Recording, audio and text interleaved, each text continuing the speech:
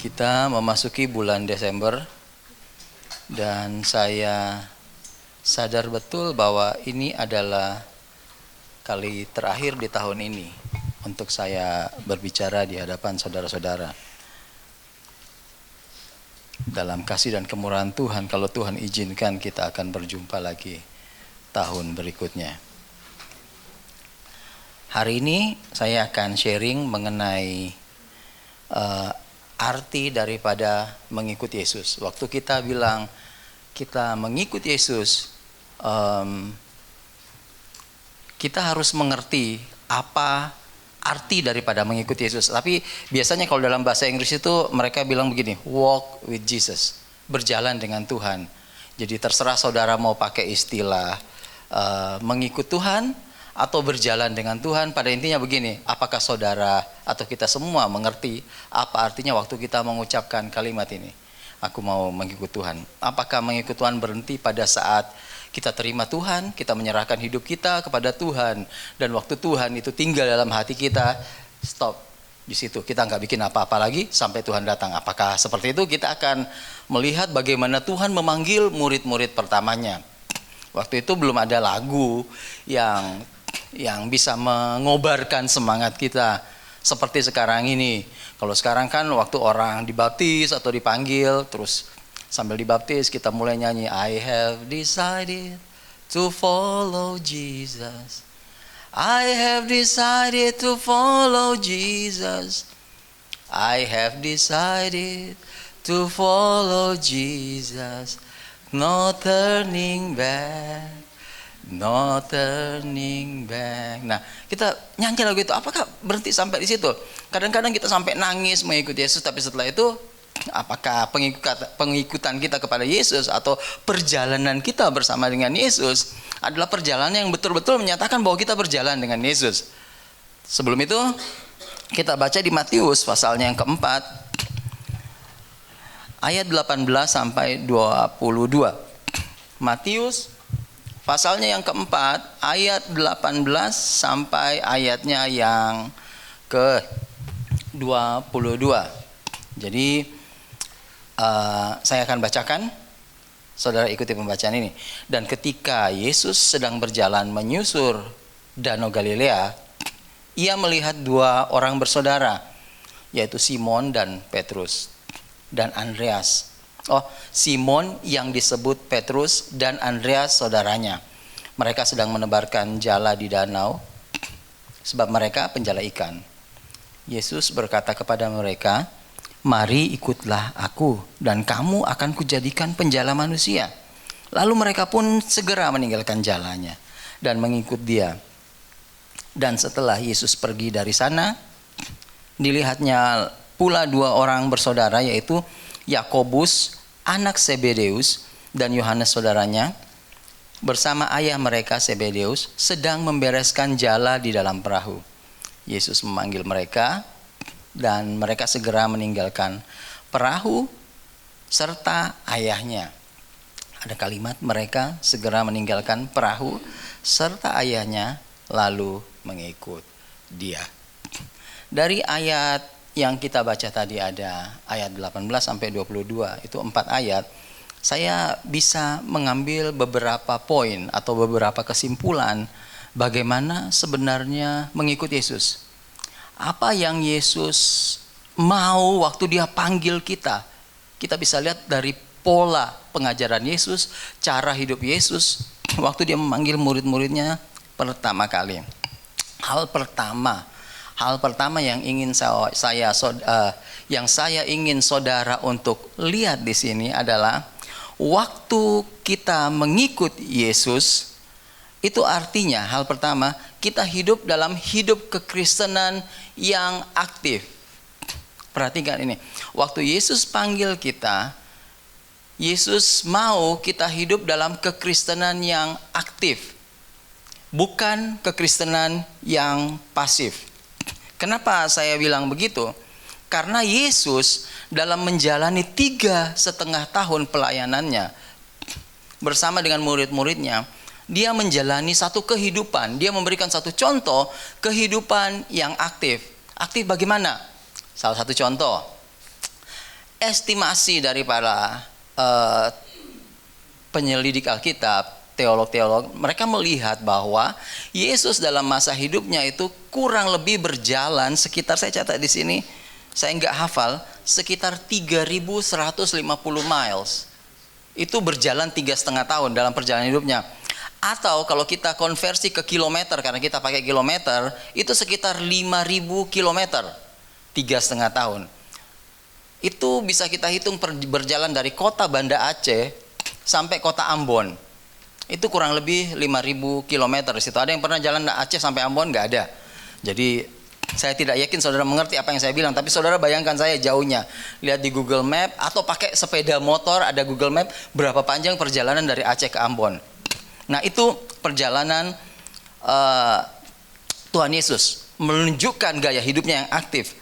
Kalau saudara baca Gospels, Injil, di mana mereka mencatat bahwa bagaimana Yesus hidup, saudara akan melihat bahwa Yesus ini constantly busy gitu, selalu aktif secara konstan gitu. Dia mengajar, dia menyembuhkan, dia traveling, terus dia spending time berdoa. Pokoknya kehidupan yang terus-menerus bergerak dan tidak pernah diam, aktif gitu loh. Bahkan dalam Markus pasalnya yang ketiga ayat 20 sampai 21, kalau saudara, saya pikir kita harus baca, tolong disediakan supaya saudara melihat ini bahwa bukti bahwa Yesus itu hidup dalam satu kehidupan yang aktif. Saya akan baca buat saudara dalam Markus 3 ayat 20 sampai 21. Begini bunyinya. Kemudian Yesus masuk ke sebuah rumah ibadah. Maka datanglah orang banyak berkerumun pula. Perhatikan ini, sehingga makan pun mereka tidak dapat. Dalam bahasa Inggrisnya dikatakan begini, so that they could not even eat. Mau makan aja nggak bisa, saking banyaknya orang, saking sibuknya. Terus waktu kaum keluarganya mendengar hal itu, mereka datang hendak mengambil dia, sebab kata mereka, ia tidak waras lagi. Keluarganya dengar Yesus menjalani kehidupan yang sangat aktif, memberikan contoh kehidupan yang aktif sebagai orang Kristen, sampai pada poin di mana dia sudah tidak ada waktu untuk makan. Saking banyaknya orang yang mencari dia, mendengarkan apa yang dia katakan. Kemudian keluarganya datang dan bilang begini, sepertinya Yesus ini sudah kurang waras gitu loh, karena makan pun dia nggak bisa gitu, nggak ada waktu lagi untuk makan. Nah, jadi bahkan keluarganya memikirkan bahwa Yesus ini out of mind, kurang waras lagi, karena terlalu busy, terlalu sibuk melayani orang lain, sampai tidak punya waktu untuk makan. Dan kita harus ingat, saking aktifnya, Yesus pernah berkata begini, serigala ada lubangnya, burung di udara tidak ada sarangnya. Yesus tidak memanggil orang Kristen, dia tidak panggil kita, hai bapak, hai ibu, hai anak muda, mari follow me, ikutlah aku untuk menjalani easy life, comfort life, hidup yang enak, hidup yang mudah. Yesus tidak pernah panggil kita seperti itu. Jadi jangan pernah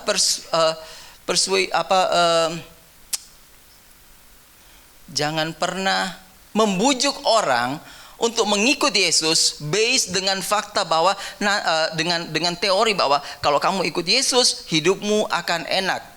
Yesus tidak pernah mengajarkan hal seperti itu waktu dia memanggil murid-murid yang pertama. Dia memanggil murid-muridnya untuk menghidupi satu hidup yang penuh dengan kerja. Dia memanggil murid-muridnya untuk menghidupi satu hidup yang penuh dengan keaktifan. Bukan cuma pasif, kita terima keselamatan, kita tinggal diam di rumah. Enggak. Yesus mau kita bergerak, memberitakan Injil, mengabarkan Injil, berbuat sesuatu, bekerja untuk Tuhan. Bukan hanya untuk pekerjaan yang ada dalam gereja, tapi pekerjaan kita sehari-hari harus kita laksanakan dengan cara yang aktif sebagai orang Kristen yang aktif hidup di hadapan Tuhan. Dan kalau saudara mengikut Tuhan dan berpikir waktu saya ikut Tuhan, Tuhan akan memberkati saya tidak perlu kerja keras, berkat akan mengalir dengan mudah, saudara mendapati hal ini salah. You get it wrong. Tidak ada yang benar dari teori seperti ini. Karena Yesus berkata, serigala ada lubangnya, burung di udara ada sarangnya, tapi anak manusia bahkan punya tempat untuk meletakkan kepalanya pun tidak. Dia tidak pernah tinggal di hotel bintang 5.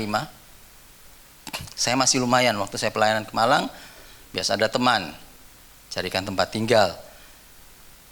Paling buruk, bukan paling buruk, nggak ada pelayanan di luar, saya cuma di sini, saya masih punya pastori untuk tinggal. Tidak seperti Yesus, bahkan kadang-kadang untuk taruh kepalanya aja dia pun tidak punya tempat, saudara-saudara. Artinya dia memanggil kita untuk hidup dalam dunia aktif, dunia pekerjaan. Mengikuti Yesus harus mempunyai gaya hidup yang aktif. Joining him di travels dalam perjalanannya, mengikuti Yesus dalam perjalanannya bukan hal yang mudah. Mereka adalah nelayan, fisherman. Mereka dipanggil, mereka sudah terbiasa menjadi penangkap ikan seumur hidup mereka.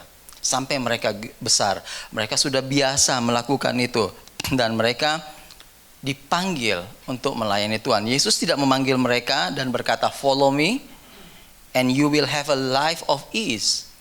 Ikut saya dan kamu akan hidup mudah, hidup gampang. Enggak, Yesus tidak pernah bilang begini. Yesus juga tidak pernah bilang ikut saya, follow me and watch me working. No, Tuhan Yesus tidak pernah bilang begitu. Yang Yesus bilang begini, ikutlah aku dan kamu akan jadi penjala manusia. Stop mendengarkan panggilan orang atau stop memanggil orang masuk ke dalam ladang Tuhan. Stop memanggil orang ikut Tuhan dengan janji-janji bahwa hidup mereka akan lebih enak. Yesus tidak pernah tawarkan itu kepada pengikutnya. Cari di Alkitab kalau Yesus pernah tawarkan kalau kita ikut dia, hidupmu akan enak. Enggak ada. Malah ada yang dikatakan begini, kamu akan menjadi musuh buat seisi rumahmu. Hidupmu tidak akan mudah. Yesus sendiri kasih contoh bahwa dia bahkan tempat tinggal pun untuk taruh kepalanya dia nggak punya. So, waktu kita bilang kita mengikuti Yesus, pikirkan baik-baik harganya. Pikirkan cost-nya untuk mengikuti Yesus. Siapkah saudara untuk mengikutnya? Wah, ternyata ikut Yesus nggak mudah ya. Follow Jesus is not that easy. Tidak seperti yang orang bilang gitu. Lalu apa yang kita mesti bikin? Bear with me, sabar. Kita belum sampai pada akhirnya di end. Kita lihat dulu hal-hal yang memang bagaimana seharusnya kita lakukan waktu kita mengikuti Yesus. Jadi pertama, hiduplah secara aktif. Dan itu perlu. Bagaimana kita aktif? Kalau di tempat saya pelayanan di luar itu biasanya ada komunitas orang-orang tua, nursing home. Jadi orang-orang sakit, orang tua di situ, dan mereka sering dokter, ada visitasi dari dokter ke nursing home, dan setiap orang-orang tua yang ada di kursi di tempat tidur selalu disarankan setiap hari itu mereka harus take a walk. Paling enggak 20 menit, 30 menit berjalan kelilingi kompleks. Kenapa? Untuk exercise mereka punya muscle-nya itu supaya kuat, enggak lemah, mereka enggak berdiri susah gitu. Dan saya bisa mengerti itu akhir-akhir ini. Heart disease yang mengganggu jantung saya ini cukup mengganggu sampai pada poin di mana untuk bangun pagi itu saya sangat malas. Padahal saya tahu saya harus bergerak. Nah, karena saya sangat malas bergerak, makan sedikit saja perut saya naik. Badan saya mulai mengembang. Makin terasa. Dan waktu saya tidak berjalan selama beberapa bulan, saking malasnya saya tidak jalan ke pagi, saya tidak bikin apa-apa.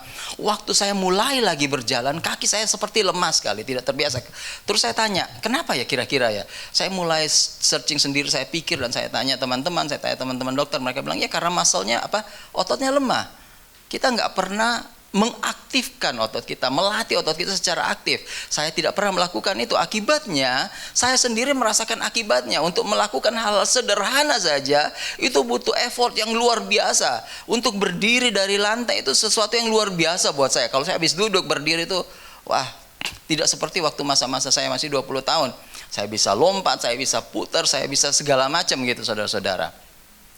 Artinya begini, kalau saudara tidak hidup dalam kekristenan yang aktif, otot-otot rohani saudara tidak akan terlatih.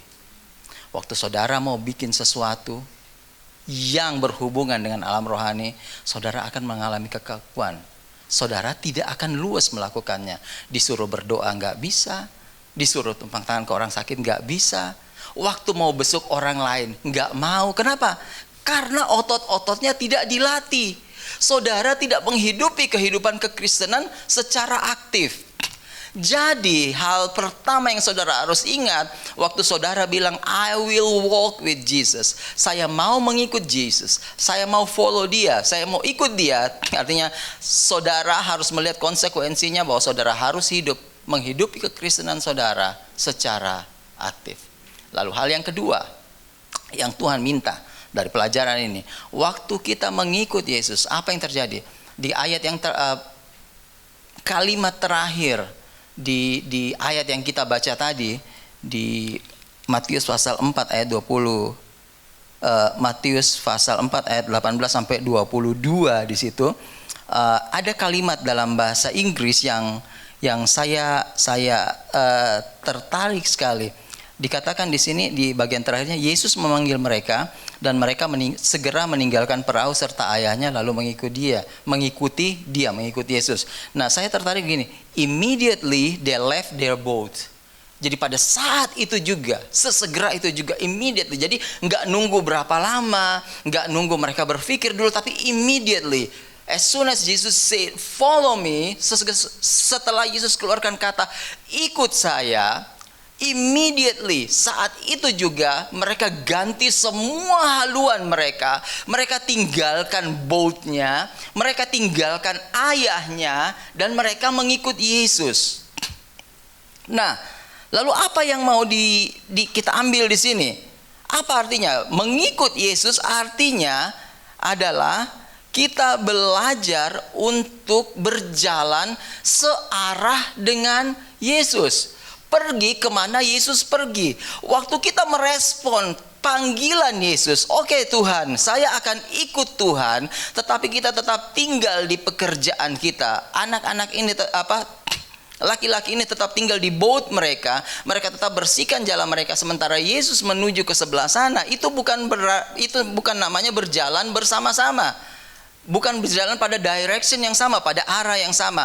Mereka harus tinggalkan apa yang mereka buat, berbalik arah dari pekerjaan mereka, dan mengikut kemanapun Yesus pergi. Kalau misalnya saya berjalan ke kanan, dan saya bilang kepada saudara, ayo ikut saya. Saudara bilang, oke, saya akan ikut. Kemudian saya berjalan ke arah kanan, tapi saudara berjalannya ke arah kiri, terbalik arah dari saya. Apakah itu namanya mengikut? Enggak. Mengikut artinya berjalan satu arah dengan yang kita ikuti.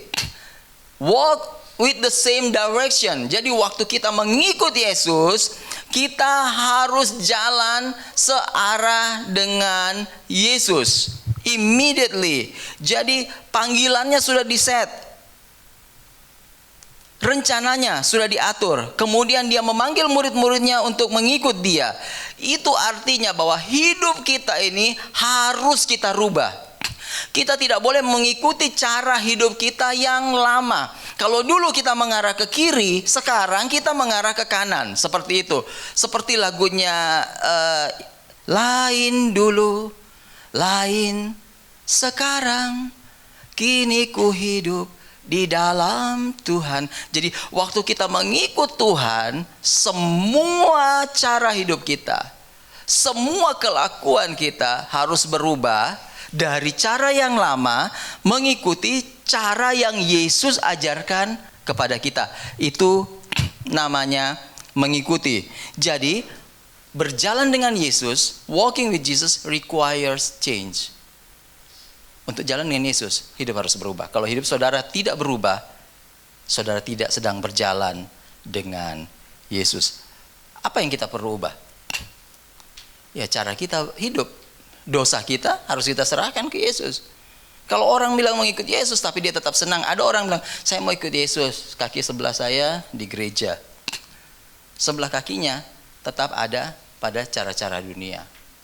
Itu bukan namanya mengikut Yesus. Mengikut Yesus totally change your direction. Total ganti arahmu. Saudara tidak bisa bilang begini, saya sedikit menipu, it's okay, demi kebaikan. Tidak ada bohong putih. Ingat itu, dosa adalah dosa.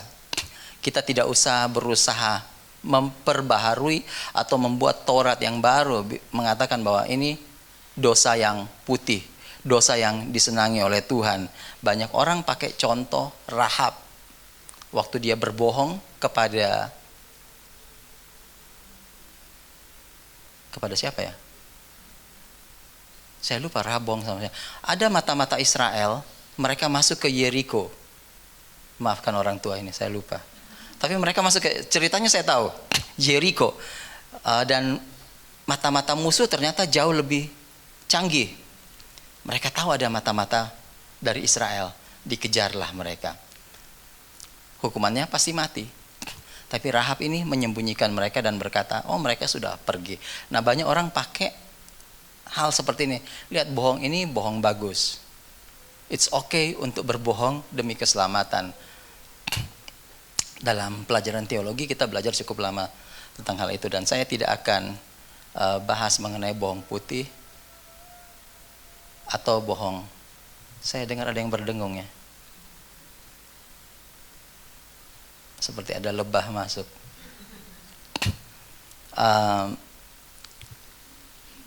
Dan itu mengganggu konsentrasi saya.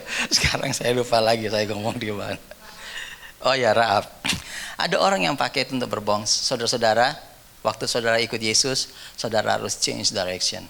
Orang yang dulunya berbohong, berhentilah berbohong. Itu dikatakan, bahkan Efesus bilang begitu, hidup sebagai manusia baru. Tapi waktu kita ikut Yesus, bukan cuma orang berbohong, berhenti berbohong. Tidak cukup sampai di situ. Kalau saudara berhenti berbohong, Tuhan mau saudara naik ke level yang berikutnya. Jangan cuma berhenti berbohong, tapi Tuhan mau saudara mengatakan hal yang benar. Karena kalau saudara tidak berbohong saja, tapi saudara tidak mengatakan hal yang benar, itu sama dengan saudara melakukan kejahatan. Selalu saya bilang seperti ini, orang yang tanam 1 talenta itu dosanya apa? Nggak ada. Talenta itu tetap kembali, nggak ada yang hilang. Yang 5 memang jadi 10, yang 4 jadi 8. Memperlihatkan bahwa tuannya memang pengen uang laba gitu. Tapi yang satu ini dia nggak bikin kesalahan. Nggak ada kesalahannya memang, cuman ya kesalahannya mungkin hukumnya waktu itu dia nanam emas, mungkin nggak boleh, saya nggak tahu. Tapi emasnya tetap ada, tuannya tetap bisa terima emasnya. Kalau saudara baca dengan hati-hati, orang yang tahu berbuat baik tapi tidak melakukannya, dia sama dengan melakukan kejahatan. Jadi kehidupan Kristen ini pertama sudah harus aktif. Yang aktif itu artinya mengusahakan apa yang Tuhan kasih buat kita, sehingga 5 jadi 10, 4 jadi 8. Dan yang kedua, kita harus berjalan searah dengan dia. Yang dulu mencuri, jangan berhenti sampai berhenti mencuri, tapi nggak kerja. Susah, godaannya lebih gede. Berhenti mencuri dan mulai bekerja untuk menghidupi dirimu, sehingga kamu bisa membantu orang. Ada di Efesus, saudara cari sendiri. Saudara bisa lihat Efesus 2, 3, dan 4 itu. Penuh dengan peraturan bagaimana hidup sebagai manusia yang baru. Yang mengganti arahnya waktu kita mulai ikut Yesus. Ubah arahmu. Change your direction. Kamu nggak bisa hidup seperti cara yang lama. Kamu tidak bisa hidup satu di kakimu di luar gereja dan satu di dalam Tuhan. Tidak bisa. Saudara tidak akan pernah mendapatkan apa-apa kalau saudara hidup seperti itu. Dan itu jelas. Itu jelas. Bahkan Alkitab bilang begini, orang yang mendua hatinya tidak akan pernah dapat apa-apa. Tapi saya nggak pernah buat kejahatan, Mbak. Betul, saudara tidak pernah buat kejahatan. Tapi saya mau kasih lihat sesuatu. Ada nama yang kita lupakan di Alkitab. Namanya itu Belial. Dalam saudara nggak usah baca sekarang. Tapi dalam 2 Korintus ada satu nama dikatakan Belial. Yesus itu membandingkan antara Kristus dengan Belial, antara gelap dan terang. Kalau Lucifer kita kan familiar, setan kita familiar. Belial ini siapa? Gitu. Belial ini siapa? Nah, Belial itu sekalipun cuma ada di Perjanjian Baru, tapi ternyata ada di Perjanjian Lama juga ditulis. Cuman kita nggak perhatikan. Artinya begini, Beli dan Yaal dalam bahasa Ibrani yang artinya without value. Orang yang hidup tanpa value. Saudara ngerti value? Saya mesti jelaskan lagi? Enggak. Value itu, atau begini aja, value itu misalnya 10.000. Saya punya 10.000. Apa yang bisa dibeli dengan 10.000? Gorengan bisa? Bisa. Pisang goreng bisa ya? Jelas, karena pisang goreng termasuk gorengan. Saya nggak bisa beli mobil dengan itu. Tapi kita bisa beli apapun yang harganya 10.000, betul? Betul. Kemudian uang yang dipegang itu lecek, kena hujan, jatuh dan segala macam. Kita pungut, ya memang penuh lumpur, penuh lecek, kusut. Tapi waktu kita bawa dia ke tukang gorengan, apakah tukang gorengan tolak? Enggak, tetap beli. Artinya yang dilihat apa? Value. Jadi Belial artinya dalam Alkitab bukan cuma sosok yang jahat, bukan cuma sosok yang menyeramkan, tapi orang yang hidup tanpa value, orang yang pasif, orang yang tidak mengubah cara hidupnya waktu dia mengikut Yesus. Itu bisa disamakan dengan Belial. Karena sekalipun kita tidak berbuat kejahatan, tapi tidak ada value hidup kita. Sadar cuma nongkrong, kita lihat orang susah, kita tidak mau tolong. Kita melihat orang yang membutuhkan Yesus, kita tidak mau mengatakan kebaikan Tuhan kepada mereka. Kita hidup betul-betul dengan cara yang pasif. Ada kesempatan untuk berbohong sedikit, kita berbohong sedikit demi kebaikan. Apa bedanya kita dengan orang lain? Padahal Yesus menyuruh kita, memanggil kita untuk mengubah hidup kita secara total. 180 derajat. Bukan 360 derajat, saudara. Bukan 380 atau apapun yang membuat kita berputar balik. Jadi saudara mesti mengerti bahwa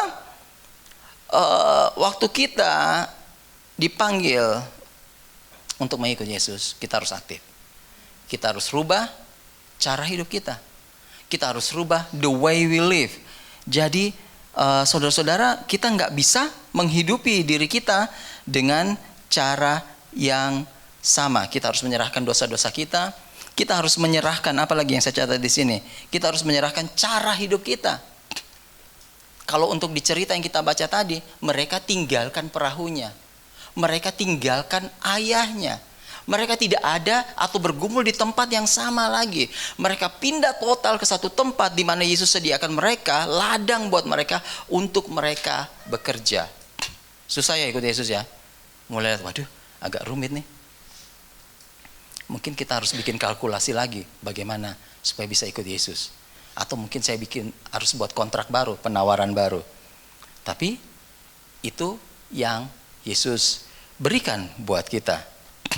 Terus yang ketiga, waktu kita ikut Yesus atau walk with Jesus, artinya begini, Yesus requires atau Yesus mau fellowship, hubungan yang intim dengan Tuhan. Ada orang yang begitu sibuk mengurus pekerjaan Tuhan, melayani Tuhan, pekerjaan-pekerjaan duniawi, apalagi Natal begini, kue, kursi, dekorasi, pohon Natal, dress code-nya apa? Merah atau biru? Ternyata kita nggak punya merah, pesen kaos. 5 hal ini aja cukup hektik buat kita. Kesibukan kadang membuat kita lupa untuk melakukan hubungan yang intim dengan Tuhan dan Raja kita yang memanggil kita. Dia memanggil kita untuk satu fellowship yang dalam. Saya mencatat, Yesus memanggil murid-murid untuk melakukan relationship. Dia sering mengajar orang banyak. Dia menyembuhkan orang. Dia masuk ke rumah-rumah dan menyembuhkan yang sakit. Tapi hal yang beda yang Yesus lakukan waktu cuma dia dengan murid-muridnya. Yesus melakukan fellowship. Dia hidup dengan mereka. Tidak seperti orang lain cuma ketemu 1-2 kali. Dia makan dengan murid-muridnya. Makan bersama-sama. Dia berbicara dengan mereka. Dia mengkoreksi mereka kalau mereka buat salah. Mereka menghabiskan waktu bersama-sama dalam banyak waktu, 3,5 tahun itu. Dan dalam banyak waktu, semua ini dilakukan waktu mereka sudah menyingkir dari orang banyak. Artinya begini, Yesus buat hubungan yang spesial untuk orang yang dipanggil olehnya. Tuhan tidak terlalu tertarik dengan pelayananmu secara fisik. Betul, itu bisa membantu untuk melebarkan kerajaan Tuhan. Coba bayangkan, misalnya saya menyanyi di kunci C, kemudian pemain keyboard main di kunci G. Apa yang terjadi? Awut-awutan. Coba bayangkan, misalnya kita ibadah, tidak ada kursi, atau kotor, semua orang masuk, ya injak apa di luar tidak peduli masuk tanpa dibersihkan. Tentu saja itu akan mengganggu ibadah kita. Itu penting. Tapi di balik dari semua itu, di balik kepentingan itu, sebenarnya yang Tuhan cari adalah fellowship dengan Tuhan. Tuhan ingin hubungan kita. Semua ini penting, apa yang kita bikin ini, mimbar yang bagus, ruangan yang enak, saudara bisa duduk tenang dengarkan saya khotbah. Coba seandainya di sebelah ini ada pabrik, suaranya keras, kemudian diesel jalan dalam ruangan, kemudian baunya nggak enak, kita tutup telinga, kita tutup hidung, dan kita tutup mata karena suasana tidak enak, kita pasti tidak bisa dengar firman Tuhan dengan bagus. Itu penting, saya tidak menyangkali itu. Tapi Tuhan ingin satu hal, setelah semuanya itu, dia tarik murid-muridnya ke tempat sepi. Dia makan dengan mereka sama-sama, yang tidak dibikin dengan orang lain. Dia berbicara dengan mereka, dia koreksi mereka, dia lakukan hal-hal yang mengajar mereka supaya mereka ikut cara hidupnya, supaya mereka ikut bagaimana dia berkata-kata, mengetahui ajaran-ajarannya, dan itu hanya bisa dilakukan secara pribadi. 3,5 tahun dia buat itu untuk murid-muridnya.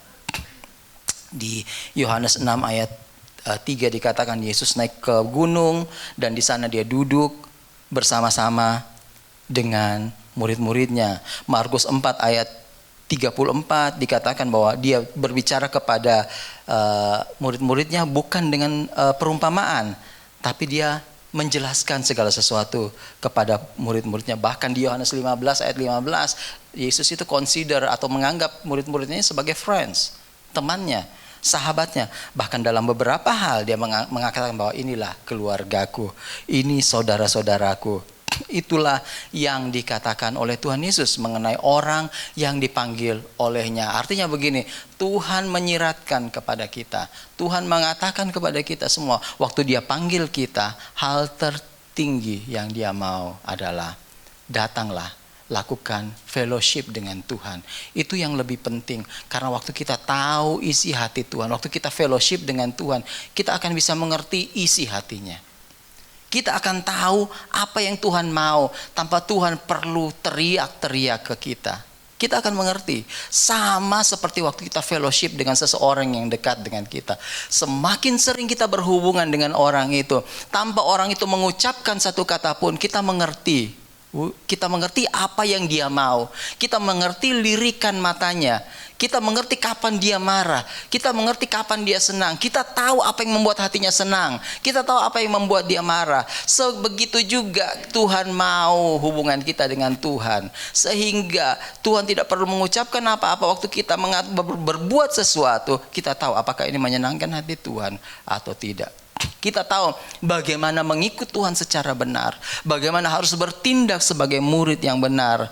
Nah, sekarang yang jadi tantangan buat kita, ini tanggal 10, 20 hari lagi, 21 hari lagi, kita akan memasuki tahun yang baru. Dan saya sampai bosan di telinga saya orang bilang, tahun depan tahun yang gelap, tahun depan akan susah, tahun depan akan ini. Perasaan dari kecil saya sudah dengar seperti itu. Tahun depan susah, tahun depan susah. Kita kan sudah sering dengar gitu. Jadi untuk apa kita menyusahkan hati kita? Kenapa sekarang kita tidak berpikir begini? Bagaimana caranya setelah hari ini, tahun depan dan tahun-tahun berikutnya, selagi Tuhan kasih kita nafas, selagi Tuhan kasih kita kesempatan untuk melayani Dia, bagaimana caranya supaya saya hidup secara aktif? Bagaimana caranya supaya saya fellowship dengan Tuhan? Dan bagaimana caranya supaya hidup saya ini semakin berkenan? Saya ganti arah saya. I don't want to say bad things anymore. Saya tidak mau lagi berkata-kata yang buruk, tapi mengatakan kebenaran dalam hidup saya. Saya tidak mau mencuri lagi, tapi saya mau bekerja dengan keras supaya saya bisa menghidupi diri saya dan membantu orang lain dalam pelayanan kepada Tuhan. Itu tantangannya. Jadi kita nggak perlu khawatir. Oh, Mama Lawrence bilang tahun depan itu begitu kelam dan hitam. Tapi puji Tuhan kita punya Mama Lemon yang bisa membersihkan semua noda. Kita punya Tuhan Yesus yang luar biasa. Dan saya harap di momen ini, saya sendiri waktu siapkan ini, saudara-saudara mesti tahu bahwa khotbah ini bukan khotbah yang baru. Usia saya dan kondisi tubuh saya membuat saya itu mengutak-atik gudang saya yang lama, buku-buku tua saya. Waktu saya baru mulai kenal Tuhan, tahun 80-an, tahun 90-an, saya ambil kerangka-kerangka lama dari khotbah saya. Dan waktu saya baca itu lagi, saya pernah khotbah ini ya. Saya pernah kirim ini ke media. Dan waktu saya susun, khotbah ini menempelak hati saya. Bahkan setelah puluhan tahun khotbah itu saya bikin, dan saya siapkan lagi hari ini, saya masih ditegur Tuhan. Sudahkah hidupmu betul-betul mengarah pada Tuhan? Sudahkah engkau hidup dalam hidup yang aktif? Atau mungkin karena jantung saya beralasan, aduh belakang saya gak kuat, saya gak bisa bangun. Nanti aja lain kali Tuhan, kalau Tuhan sehatkan saya. Apakah saya sudah seperti itu? Aduh, kalau saya di gereja gak efektif, soalnya di gereja itu orang ngomongnya itu loh, silet kalah tajam. Itulah. Wah, saya bilang, baru-baru ini orang ngomong sama saya soal, saya bilang, Pak, Ibu kemanapun, silet itu tetap tajam. Jadi tetap hadapi masalah yang sama. Adalah baiknya begini, persiapkan dirimu supaya waktu silet itu mengiris, kamu tidak rasa sakit. Jadi dimanapun silet itu mengiris, kita tetap berdiri dalam melayani Raja di atas segala raja. Tapi yang perlu kita buat adalah hiduplah dalam kekristenan yang aktif. Active lifestyle. Walking with Jesus means active lifestyle. Change your direction and do the deep fellowship with the Lord. Gampang. Yesus tidak panggil kita untuk naik sepatu roda sama-sama dengan Dia. Yesus tidak panggil kita untuk bersepeda bersama-sama dengan Dia. Kehidupan kekristenan yang Yesus panggil buat kita adalah walking with Him. Sangat gampang. Ikut Dia, berjalan dengan Dia, sinkron dengan Dia. Tidak ada orang yang berjalan sama-sama, kita jalan di depan, Yesus di belakang, enggak. Atau kita jalan di belakang, Yesus di depan, enggak.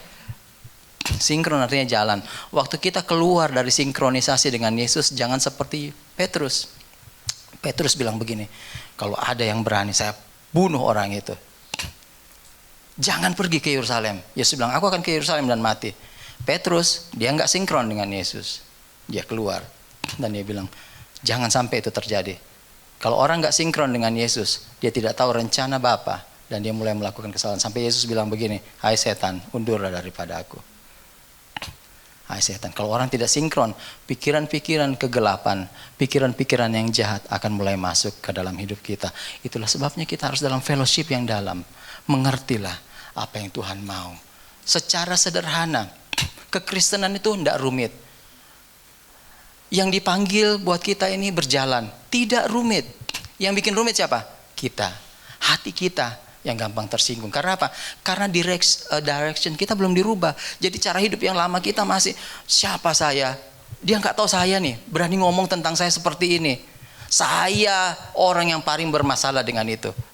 Saya loh sekolah berkali-kali, saya lebih tahu dari dia. Siapa dia berani kasih tahu saya? Dan karena kesombongan itu, Tuhan hajar saya berkali-kali dengan masalah yang sama. Sampai saya menyadari, saya harus ganti cara berpikir saya. Kalau kita ingin orang lain berubah, apa? Jangan orang itu berubah. Kalau orang itu nggak berubah, berarti yang harus berubah siapa? Kita, cara kita menghadapi dia. Ganti cara berpikir saudara. Serahkan apa yang perlu diserahkan. Hidupmu, pekerjaanmu, semuanya. Dan sinkron dengan dia. Sebagai kesimpulan, saya mau bilang begini. Waktu saudara berjalan dengan Yesus, waktu saudara mengikuti Yesus, hidupmu akan berubah. Bukan nanti berubah, tapi hidupmu berubah. Itu hal yang pasti. Hidupmu berubah. Murid-murid yang dipanggil, mereka adalah regular people, orang-orang biasa. Saya catat di sini, mereka tidak terdidik, tidak sekolah. Jelas sekali Alkitab catat, they were well not educated. Tidak ada pendidikan. Mereka tidak punya banyak pengaruh. Bahkan kadang-kadang mereka arguing, mereka bertengkar, siapa yang paling besar dalam kerajaan sorga. Bahkan sering-sering juga mereka tanyakan ke Yesus silly questions, pertanyaan-pertanyaan bodoh. Sering baca di Alkitab, pertanyaan bodoh.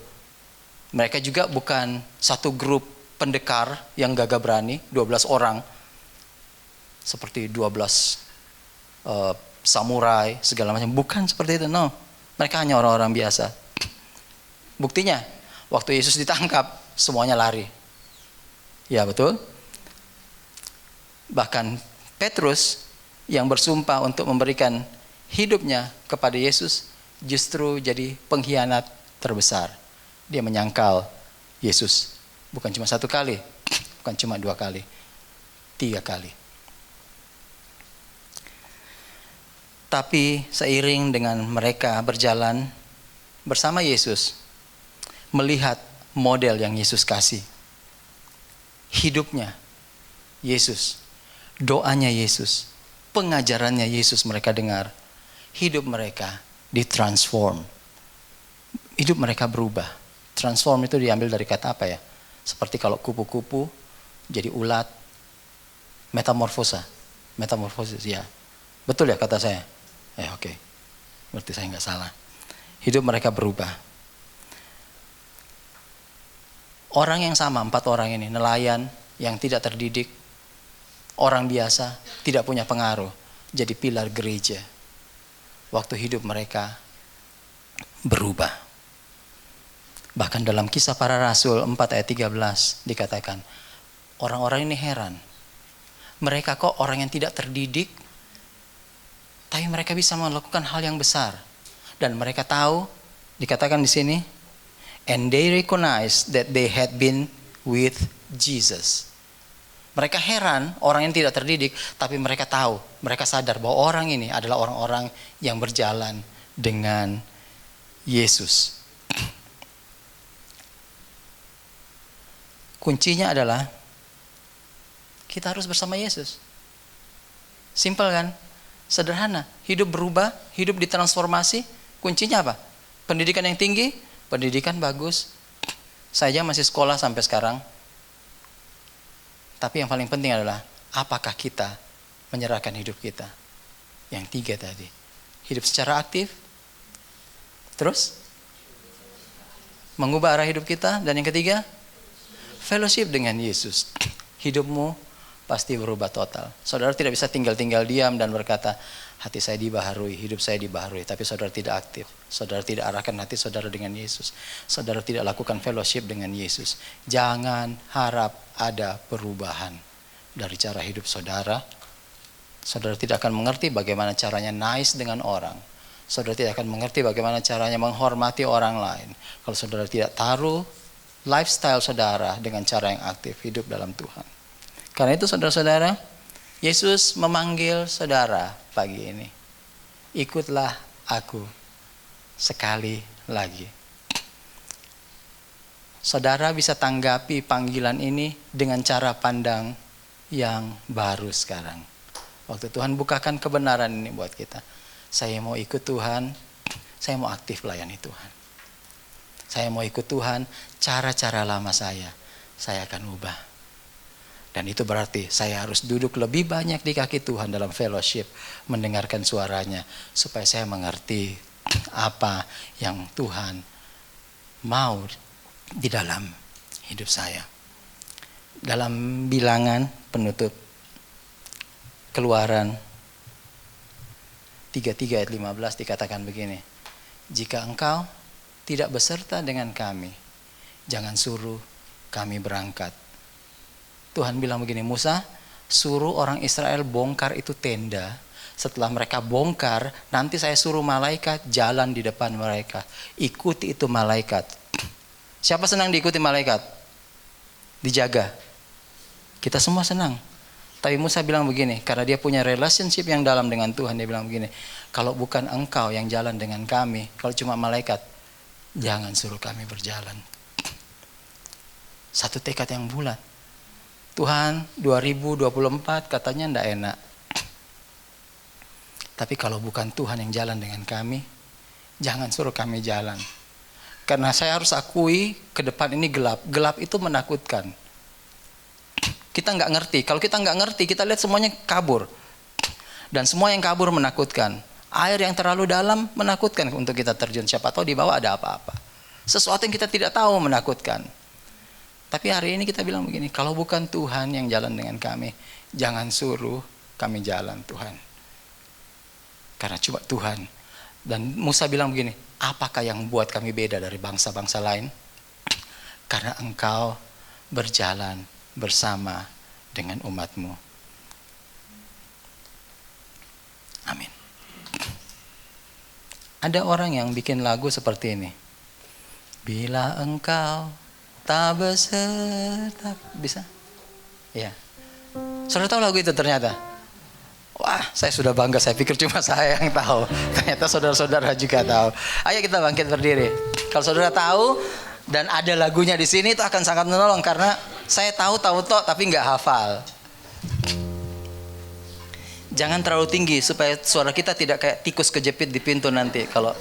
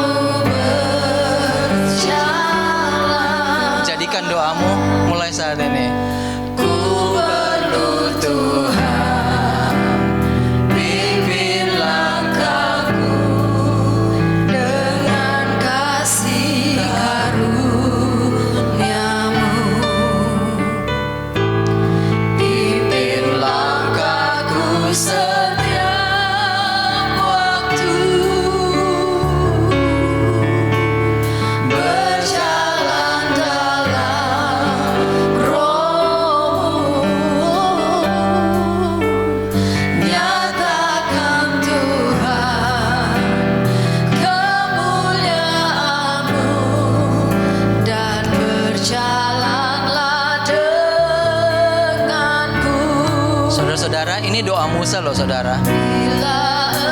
Waktu saudara nyanyi ini, jadikan doa saudara. Tuhan, kalau bukan Tuhan, jangan suruh kami jalan Tuhan.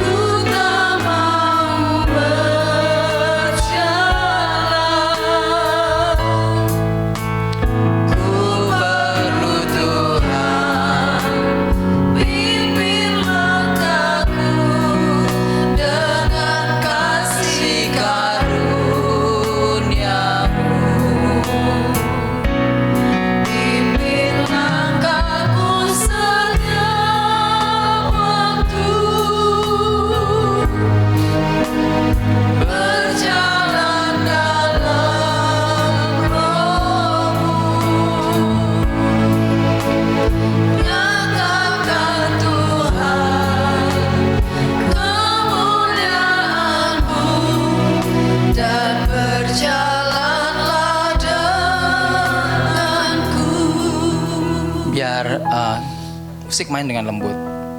Saudara-saudara, waktu saya siapkan ini saya ingat dalam usia segini saya harus bikin prosedur yang berhubungan dengan jantung. Terus di depan saya tidak melihat ada sesuatu yang bisa menjanjikan.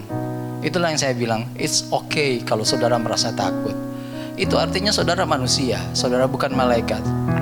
Justru karena saudara rasa takut hadapi di depan itu, saudara bisa bilang ke Tuhan, Tuhan, kalau bukan Tuhan yang sertai kami, jangan suruh kami jalan. Karena kami sadar diri kami enggak kuat Tuhan. It's okay, bilang itu ke Tuhan dan Tuhan ngerti kok. Waktu saudara fellowship dengan yang bagus dengan Tuhan, Tuhan ngerti. Saudara ini sedang ketakutan, hadapi di depan. It's okay, karena saudara manusia dan saudara bukan malaikat. Dan bilang ke Tuhan, Tuhan, jalan sama saya yuk jalan sama-sama yuk gitu. Sebagai teman, tangan bergandengan dan cerita yang mengusir ketakutan. Saya mau cerita seorang di rumah namanya Erip. Saudara mungkin tahu. Satu kali dia anak yang penakut. Bukan satu kali, dia anak yang sangat penakut. Untuk nonton jauh dari rumahnya.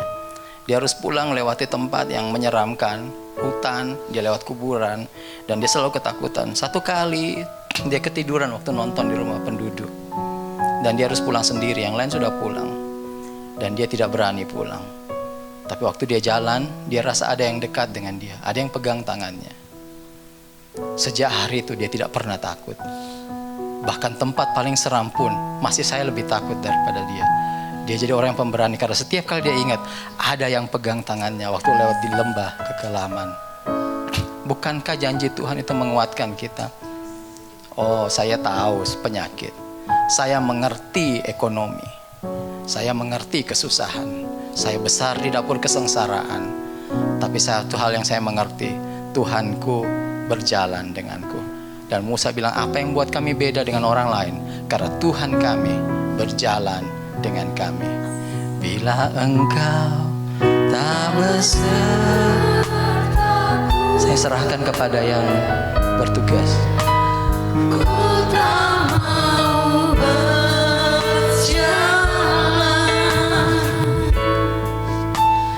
ku perlu Tuhan, pimpin langkahku dengan kasih karunia-Mu, pimpin langkahku setiap waktu, berjalan dalam roh-Mu, nyatakan Tuhan kemuliaan-Mu, dan berjalanlah denganku.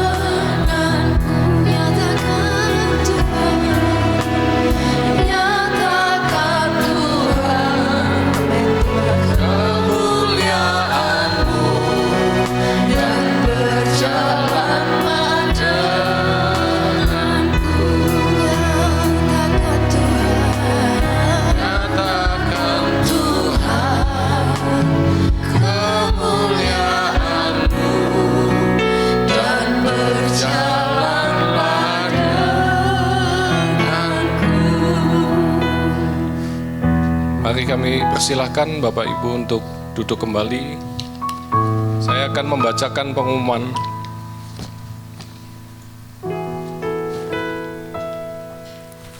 Atas nama GP Hope, kami mengucapkan terima kasih untuk pelayanan Pak Krisman. Tuhan Yesus memberkati Pak.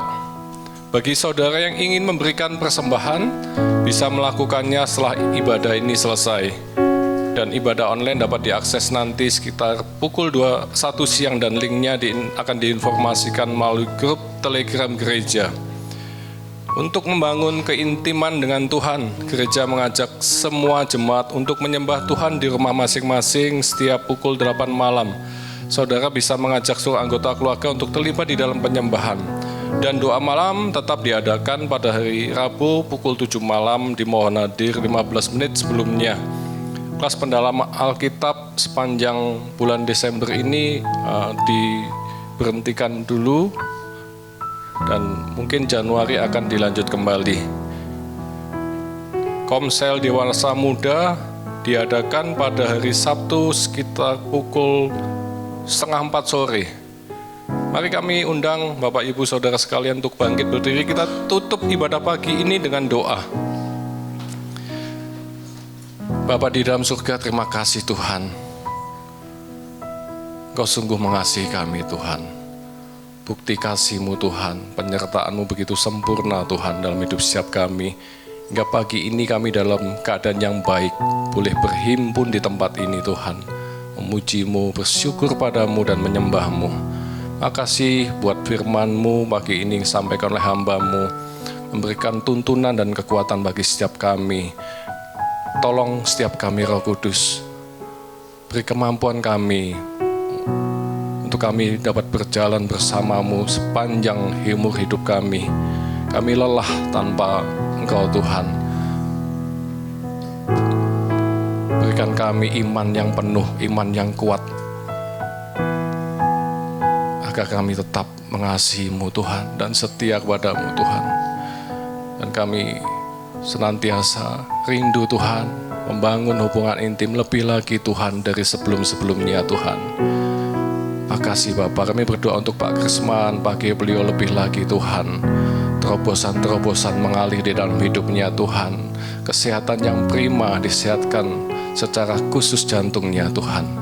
Dipakai lebih lagi untuk kemuliaan nama Tuhan. Kami berdoa bersahati bagi Bapak Gembala kami Pak Hari. Tuhan, kami minta Tuhan, secara khusus juga Tuhan, bagi kesehatannya Tuhan saat ini Tuhan. Disembuhkan setiap sistem yang ada di jantungnya, disehatkan, dikuatkan. Makasih Tuhan kalau Engkau masih memberikan waktu Tuhan. Biarlah beliau menjadi hamba-Mu, gembala bagi kami di tempat ini Tuhan. Menuntun setiap umat-Mu, seluruh pelayan-pelayan Tuhan yang melayani di tempat ini menjadi pribadi yang Engkau mau Tuhan. Berkati istri serta anak-anaknya. Kami berdoa untuk segenap umat-Mu GP Hope, hamba-hamba-Mu yang melayani di tempat ini. Pakai hidup kami Tuhan menjadi alat bagi kemuliaan-Mu Tuhan. Kami minta Tuhan perkenanan-Mu Tuhan. Kami minta pertolongan-Mu Roh Kudus, agar hidup kami boleh berarti dan menyenangkan hati Tuhan, serta berbuah lebat bagi kemuliaan-Mu. Kami berdoa untuk Indonesia, kami melepas berkat buat bangsa ini. Di tahun politik kami minta campur tangan-Mu Tuhan. Kami minta rencana-Mu saja yang terjadi atas bangsa ini, karena rencana-Mu yang terbaik bagi Indonesia. Hujani Indonesia dengan pertobatan serta keselamatan. Engkau landa hati bangsa ini dengan hati yang takut akan Tuhan.